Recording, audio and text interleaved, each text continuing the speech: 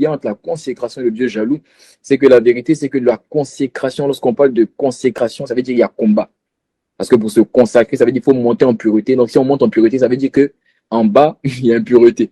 Donc quand on parle d'impureté, ça veut dire qu'il y a péché, ça veut dire qu'il y a prison, ça veut dire qu'il y a un combat, ça veut dire qu'il y a une confrontation entre toi et un démon, entre toi et un combat, entre toi et un péché.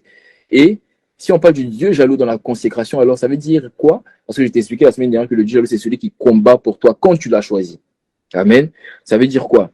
Il combat pour toi. Et d'où l'importance du Dieu jaloux dans la consécration, c'est parce que le Dieu jaloux, quand il vient combattre pour toi, il vient combattre tous les ennemis de ta consécration.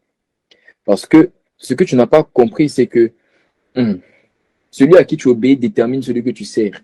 Voilà pourquoi Dieu pouvait dire, nul ne peut servir deux maîtres en même temps. Donc quand Dieu combat les ennemis de ta consécration, c'est parce qu'il ne veut pas que tu serves un autre Dieu. Il ne veut pas que tu serves la tristesse, il ne veut pas que tu serves l'amertume, il ne veut pas que tu serves l'orgueil, il ne veut pas que tu serves la pornographie, la masturbation. Voilà pourquoi lorsque tu choisis le Dieu jaloux combat tes ennemis, il combat ceux qui combattent ta